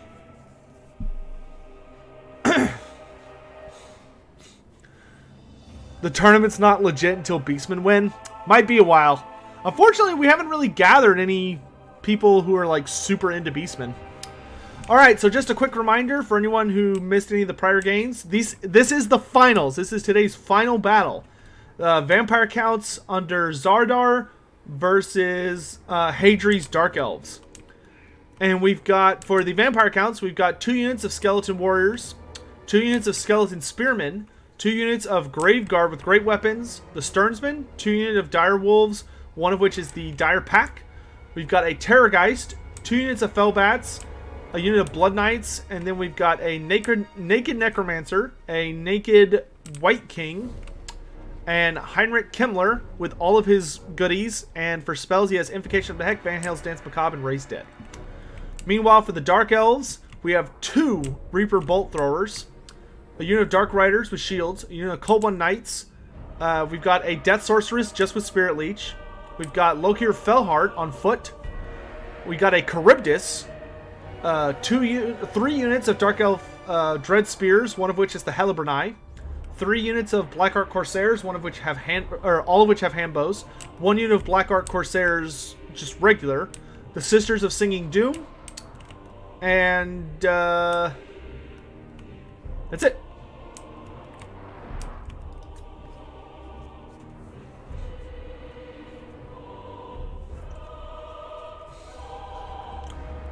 Alright, so we can tell that the Vampire counts are aware that they're up against Reaper Bolt Thrower Fire. So you can tell they're going to try and use the terrain to the best of their advantage.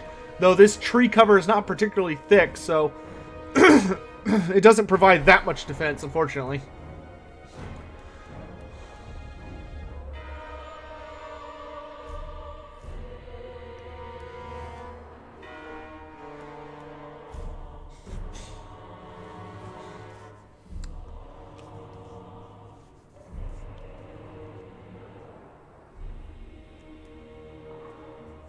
I think Undead should be immune to Rampage. Yeah, probably, but they'd have to, like, put that in, so. Nah, Undead should not be immune to Poison, in my opinion, just because Poison kind of covers a pretty broad spectrum.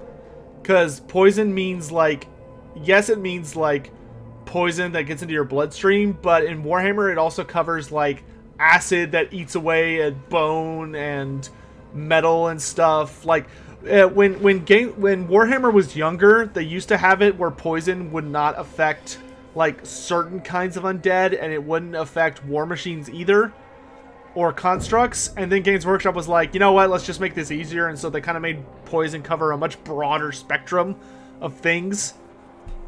And they were like, somehow it would technically work against anything. Alright, so the game has begun. The bolt throwers are opening fire, it looks like, on the Terrorgeist, but unfortunately they just kind of whiff a whole bunch.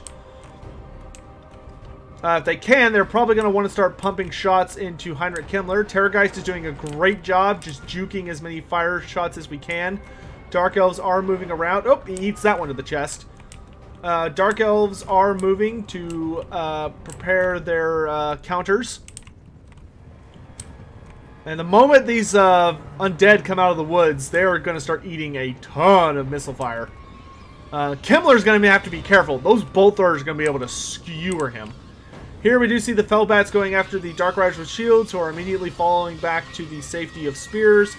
These Black Orc Corsairs with handbows do run out for some early missile play and start carefully falling back bit by bit. The Blood Knights are now visible, as is Heinrich Himmler, I believe. So we're going to have to see what the Dark Elves prioritize. Here the Fellbats do dive into the Dark Riders, a unit of handbows, and some spearmen, and start getting immediately nuked. And we see here a Spirit Leech plus both bolt throwers come flying into Heinrich Himmler, and he starts eating some pretty nasty damage. Over on this flank, the Blood Knights do try and get a catch on the Cold One Knights, but they carefully and expertly move out of the way. Himmler is already at half health. He is eating so much damage from that harass. He needs to get involved in combat so that he can hide. And if he hasn't already, he probably should pop his Cloak of Mist and Shadows. Meanwhile, the Fellbats have been enraged. They're locked in until they're dead. We do see that Himmler pops the Cloak of Mist and Shadows to defend himself and gets a summon going. He is still eating damage from those bolt throwers, and even if they miss, looks like they're accidentally carrying over to the Graveguard. Dark Riders are running around the flanks doing their business. Looks like a Overcast Invocation of the Heck goes down over on this flank, or Overcast Van Hals, excuse me. But unfortunately for Himmler, it does cause him to overcast, so he eats a bit of damage for his trouble. Krell has at long last been summoned. Bolt throwers are continuing to fire into Himmler. Lokio Fellhard is chasing after Himmler, looking like he wants to bring him to justice. We do see another Spirit Leech went down over here on these Blood Knights, but unfortunately for the Dark Elves, their dear lady here is being focused by the Terrorgeist. But all is not well for the Terrorgeist. The Sisters of Singing Doom have surrounded him. The Cold One Knights come charging in. If he gets rampaged, he is doomed. And perfect timing. Murderous Prowess is popped. If they can keep him on the ground. Oh, he rampages! The Terrorgeist is rampaged. He has very little support. The Vampire Counts can't afford to dive in as they block these Dire Wolves from supporting. Looks like the Sorceress, though, has been chopped to bits by Krell. And the Sisters of Singing Doom, along with the Cold One Knights, have locked down this Terrorgeist, and he is just taking a beating. Though we do see a Van Hal's Dance Macabre go down, trying to get him the speed to get the hell out of there. Looks like he might be able to finally push to safety, though he is being harassed by shooting attacks. Meanwhile, in the wider battle, the Charybdis has been surrounded by Graveguard and zombies. The Charybdis is very powerful, but getting surrounded is not ideal for him. He does need to be very careful. The Sorceress has broken and fled from the battlefield, at least for now, but she might come back later. The Terrorgeist did manage to get up in the air, but in the meantime, the Direwolves, Krell, and the Blood Knights have all been hit by the Sisters of Singing Doom and are rampaging.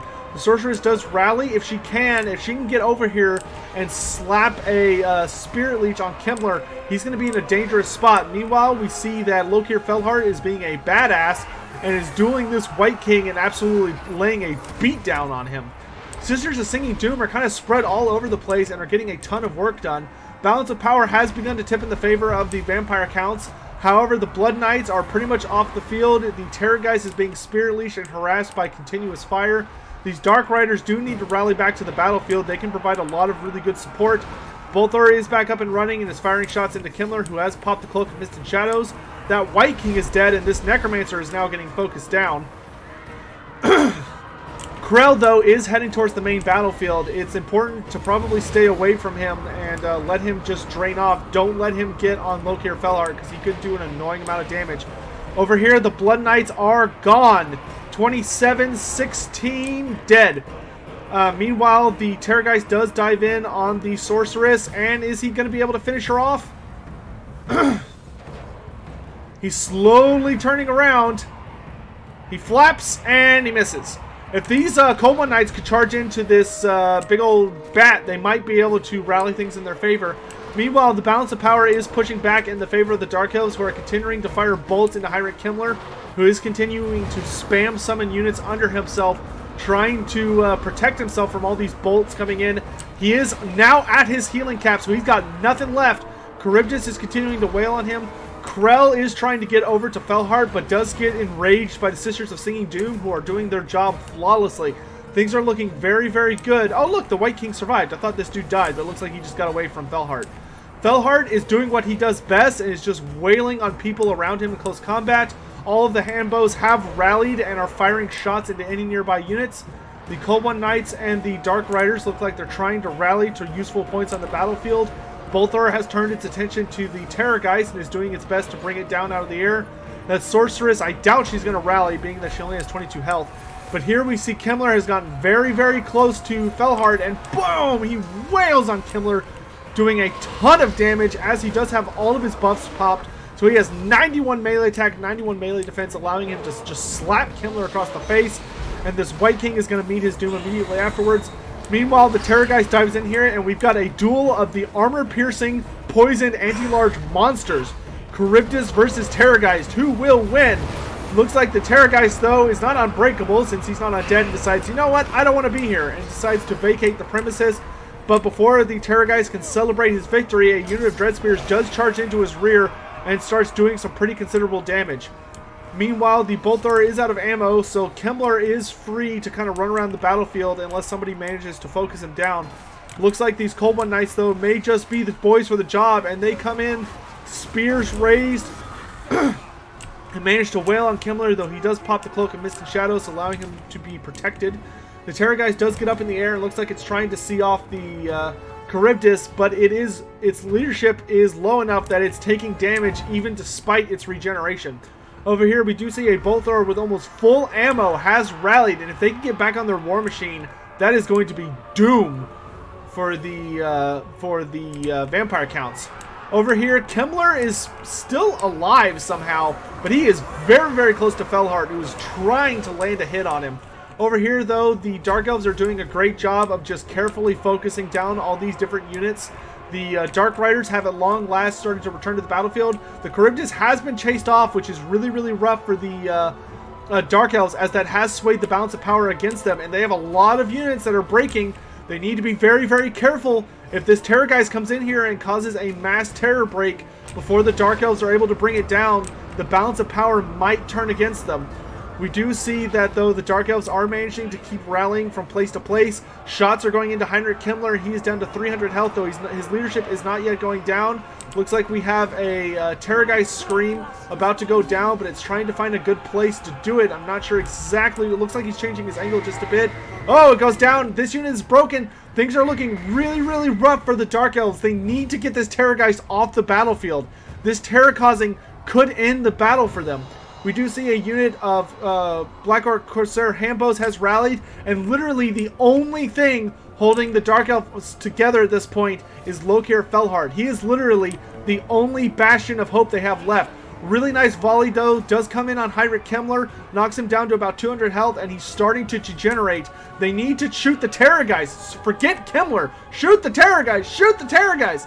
Though Kimmler does take a bit more damage, the Terrorgeist... Oh, the Terrorgeist goes down at the last second before he can capitalize on this unit. And Kimmler's down to 48, 37, 26, 15, 4, and he's down. And with Heinrich Kimmler down, the balance of power does start to swing back in favor of the Dark Elves. However, they are not out of this yet. They do still have 3 units of Graveguard. I don't know if the Dark Elves are going to have what it takes to bring these units down. They need to protect Lokir Felhart. He has been fully surrounded by Graveguard with great weapons. Unfortunately, the one unit that still had ammo of the Bolt Throwers is off the battlefield. Lokir does pop Dreaded Duelist, though, and every time he pops that, he's functionally invincible. So we do see here that the Dark Elves are trying to rally to Lokir's aid. They're trying to avoid the Sternsman, which is good. I would probably just focus on rear charging whatever unit Lokir's going up against. But look at that. When Lokir has that massive bonus to his stat line, which he has such high melee attack and melee defense, he is kicking ass in this combat. Look at that. He's on foot, has no ability to mass slay infantry. He has to just do it hit by hit by hit by hit, and yet he's got 115 kills and is regenerating at a wondrous rate. Over here, all the Dark Elves have managed to rally. The last of Kimmler's summons is off the battlefield, but the balance of power is still vaguely in favor of the Dark Elves. We do see a rear charge comes in from some spearmen trying to provide some support, and this is pretty much what the Dark Elves need to do. They need to surround the vampire counts that are fighting Lokir and just do their best to break those groups. But unfortunately, I'm not sure they're going to be able to pull it off. Things are just looking so shaky. If they can get rid of this Graveguard unit, they might be able to pull it, but I think there might just be too much elite infantry. Those Graveguard, with all of their anti-infantry bonus, their high armor piercing, and their okay stat line, they don't have any leadership holding them up, but there's just so many of them. I mean, the Dark Elves are just outright outnumbered right now.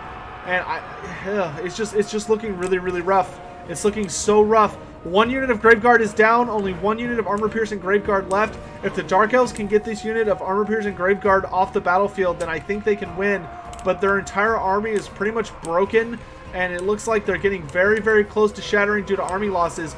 The Sternsmen are doing a great job of still having 63 models left and just kind of wandering around, doing whatever healing they need to do. Lokir is getting fairly close to his leadership, his healing cap, and his leadership is getting dangerously close. He needs to get off a Dreaded Duelist. I don't know how close he is to getting it off, but oh my god, he needs a Dreaded Duelist so bad. If he could pop that right now, I think he could actually outlive these Graveguard just by beating them down in close combat.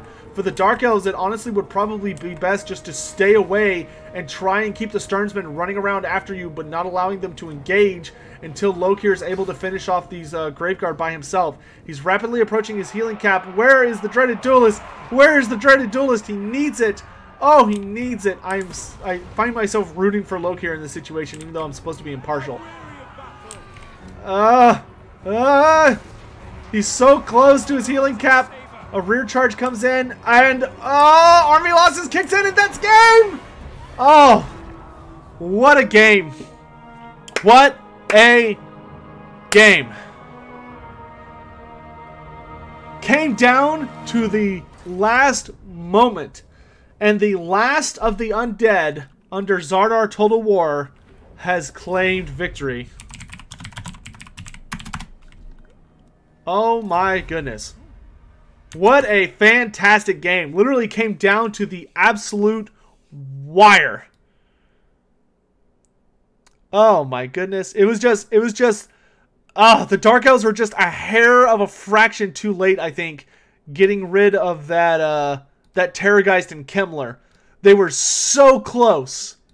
So close. But Zardar Total War, for his first time, is our champion of the old ones today. I believe it's his first time winning. Yeah. So congratulations to Zardar for cinching victory, and congratulations to Hadries for putting up a hell of a fight. That was a fantastic match. I hope you guys saved that replay. Y'all should save that. Y'all should send that off to Janet or Turin. That was a fantastic game. Great game, guys. Absolutely great game. Hadries played that really well, considering that the vampire counts took aggressive advantage of the terrain and managed to approach the Dark Elves, who weren't able to make the best use of their bolt throwers. The Dark Elves nearly claimed victory. So close. But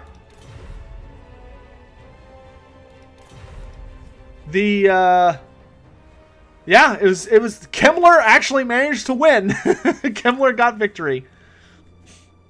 And Kimmler was on foot, the way he's meant to be. That's why Turin lost when he played with Kimmler. He took Kimmler on a horse, and it's just not how it works. Oh, sorry, Fly on Bread. Guys, the tournament starts at the same time every week. Alright, guys. Well, thanks so much for joining us today. It was a very, very fun tourney. Everyone played really well. We had a bunch of really solid games. Sorry we started a little bit late today, but I don't think anybody minded too much. I'm glad to see another new faction manage to grab victory this week, and it wasn't just a repeat of the Vampire Coast, so that was nice. In any event, I want to thank you all again so much for joining us today. Be sure to hit that like button on your way out. It really helps promote the stream to other people so that we can get more views and this stream can continue to be popular. And maybe, hopefully, one day we could pick up a sponsor for our weekly tournament, whether it's a website or a Creative Assembly or somebody. Wouldn't that be awesome? In any event, we'll probably have a rule change coming up to this format. I'd probably say in the next 2 to 3 weeks to make things a little bit more interesting. But like I said, that won't be for another couple weeks. Thanks again, everyone, for watching. Ion Bully, good to see you, sir. Thanks again, everyone, for tuning in. And I will see you next Friday for the next Challenge of the Old Ones. But I will see you tomorrow for the ECL League Finals, which I will be participating in over on Turin's channel. So if you want to see me flexing my multiplayer muscles to the best of my ability, much like the Ever Chosen tournament, then be sure to stop by tomorrow and root for me. I greatly appreciate it. Thanks again, guys. See you later.